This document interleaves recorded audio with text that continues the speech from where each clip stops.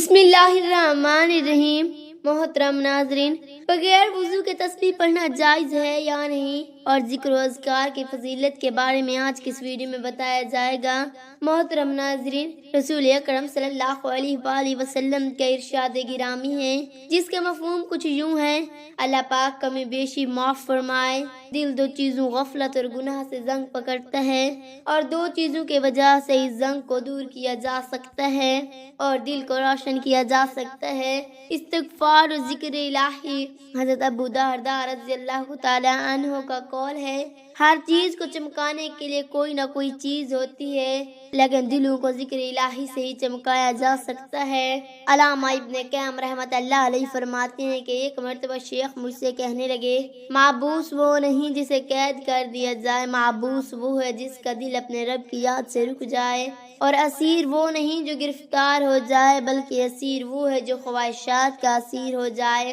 ایک مرتبہ رسول اللہ صلی اللہ علیہ وآلہ وسلم مکہ کی شاہ راہ پر سفر تھے۔ آپ جمدام نامی پہاڑ کے پاس سے گزرے تو فرمایا: چلتے جاؤ، یہ جمدان ہے۔ پھر فرمایا: مفردون سبقت لے گئے۔ صحابہ نے عرض کی: اللہ کے رسول، مفردون کون لوگ ہیں؟ آپ صلی اللہ علیہ وآلہ وسلم نے فرمایا: اللہ کا کثرت سے ذکر کرنے والے مرد اور عورتیں۔ نبی کریم صلی اللہ علیہ وآلہ وسلم نے فرمایا: اس ذکر الہی کے لیے کوئی قوم جب اور جہاں بیٹھتی ہے تو ملائکہ ان پر گھیرا ڈال دیتے ہیں، اللہ کی رحمت ان کو ڈھانپ لیتی ہے، اللہ تعالیٰ ان کا اپنی مجلس میں تذکرہ فرماتے ہیں۔ آپ صلی اللہ علیہ وآلہ وسلم نے ارشاد فرمایا کہ اللہ کا ذکر کرنے والے اور نہ کرنے والے کی مثال زندہ اور مردہ کی سی ہے۔ حضرت ابو ہریرہ رضی اللہ تعالی عنہ نے رسول اللہ صلی اللہ علیہ وآلہ وسلم سے روایت کی ہے کہ آپ صلی اللہ علیہ وآلہ وسلم نے فرمایا کہ اللہ عز و جل ارشاد فرماتے کہ میں اپنے بندے کے ذہن کے مطابق اس سے معاملہ کرتا ہوں۔ جب مجھے یاد کرتا ہے میں علم کے لحاظ سے اس کے پاس ہوتا ہوں، اگر مجھے دل میں یاد کرے تو میں دل میں اسے یاد کرتا ہوں، مجلس میں یاد کرے تو میں اس سے بہتر مجلس میں یاد کرتا ہوں۔ میری طرف بلا شت آئے ہیں تو میں ہاتھ برابر آتا ہوں، ہاتھ بھر کر آئے میں دو ہاتھ برابر قریب آتا ہوں، چل کر آئے میں دوڑ کر آتا ہوں۔ ترمذی شریف میں ہے۔ رسول اللہ صلی اللہ علیہ وآلہ وسلم نے ارشاد فرمایا: جب تم جنت کے باغات سے گزرو تو وہاں سے کچھ کھایا کرو۔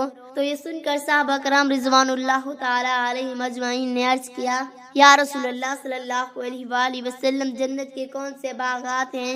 تو آپ صلی اللہ علیہ وآلہ وسلم نے فرمایا: ذکر الہی کے حلقے، یعنی محفلیں ذکر الہی صلی اللہ جل شانہ، ذکر کرنے والے کے لیے جنت میں درخت لگا دیتے ہیں۔ حضرت سیدنا عبداللہ بن مسعود رضی اللہ تعالی عنہما سے روایت ہے، رسول اللہ صلی اللہ علیہ وآلہ وسلم نے فرمایا: جس رات مجھے معراج کرائی گئی، میری ملاقات ابراہیم علیہ السلام سے ہوئی۔ انہوں نے کہا: اے محمد، اپنی امت کو میری طرف سے سلام پیش کرنا اور انہیں بتلا دینا کہ جنت کی مٹی پاکیزہ اور عمدہ ہے، اس کا پانی میٹھا ہے اور وہ ایک چٹیل میدان ہے، اور سبحان اللہ، الحمدللہ، لا الہ الا اللہ، اللہ اکبر، لا حول ولا قوت الا باللہ کہنا، وہاں درخت لگانا ہے۔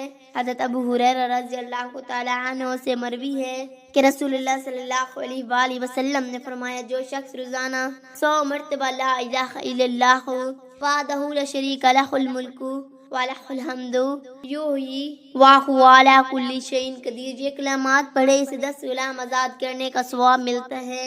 100 نیکیاں اس کے نام اعمال میں لکھی جاتی ہیں اور صبح سے شام تک وہ شیطان کے شر سے محفوظ رہتا ہے، اور جو شخص دن میں 100 مرتبہ سبحان اللہ و بحمد کہے، اس کے تمام گناہ چاہے سمندر کی جھاگ کے برابر ہوں معاف ہو جاتے ہیں۔ حضرت عبداللہ بن مسعود رضی اللہ تعالی عنہ فرماتی ہیں کہ ایک شخص نے عرض کیا کہ اے اللہ کے رسول صلی اللہ علیہ وآلہ وسلم، کام کی پر کثرت ہو چکی ہے، کوئی آسان سی چیز بتا دے جس پر میں عمل کرتا رہوں گا۔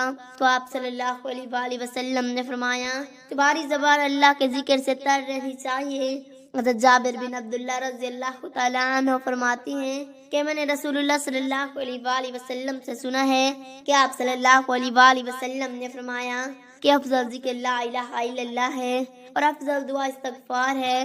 نبی کریم صلی اللہ علیہ وآلہ وسلم نے فرمایا: جو قوم اللہ کا ذکر کرتے تو فرشتے انہیں گھیرے میں لے لیتے ہیں اور رحمت انہیں ڈھانپ لیتی ہے اور ان پر سکینت نازل ہوتی ہے، اور اللہ تعالیٰ بطور فخر ان کا تذکرہ اپنے فرشتوں سے کرتا ہے جو اس کے پاس ہوتی ہیں۔ آپ صلی اللہ علیہ وآلہ وسلم نے ارشاد فرمایا، جو لوگ اپنی مجلس میں اللہ کا ذکر نہیں کرتے اور نہ ہی اپنے نبی صلی اللہ علیہ وآلہ وسلم پر درود بھیجتے ہیں تو ایسی مجلس باعث حسرت اور نقصان دہ ہوتی ہے۔ اللہ چاہے تو انہیں عذاب دے اور اگر چاہے تو معاف کر دے۔ محترم ناظرین، بغیر وضو کے تسبیح پڑھ سکتی ہیں یا تسبیح پڑھنے کے لیے وضو کرنا ضروری ہے؟ اس طرح ایک اور بھی سوال کیا جاتا ہے کہ کیا بغیر وضو تسبیح کو چھو سکتی ہیں، اسے ہاتھ میں پکڑ کر ذکر و اذکار کر سکتی ہیں، یا تسبیح ہاتھ میں پکڑنے کے لیے چھونے کے لیے وضو کا ہونا ضروری ہے؟ سبحان اللہ و بحمد سبحان اللہ العظیم کا ذکر کرنا، تسبیحات کرنا اور اس طرح درود پاک پڑھنا اس کے لیے وضو کی شرط نہیں ہے، یعنی اللہ رب العالمین کی یہ خاص رحمت ہمارے اوپر کہ اس نے اپنا ذکر کرنے کے لیے اور اپنے محبوب علیہ الصلوۃ والسلام پر درود پاک پڑھنے کے لیے وضو کا ہونا یہ شرط نہیں رکھی، یعنی یہ خاص رحمت ہے کہ ہم بغیر وضو کے بھی رب کا ذکر کر سکتی ہیں، تسبیحات پڑھ سکتی ہیں، حمد و ثنا کر سکتے ہیں، درود و سلام پڑھ سکتی ہیں، یہ بالکل جائز ہے، اس کے لیے وضو کا ہونا ضروری نہیں۔ تسبیحات میں لے کے بھی پڑھنا جائز ہے اگر کسی شخص پر غسل واجب ہو چکا ہو یا بے وضو ہو تو ایسی حالت میں بھی ذکر کیا جا سکتا ہے، قرآن کریم کی تلاوت نہیں کی جا سکتی۔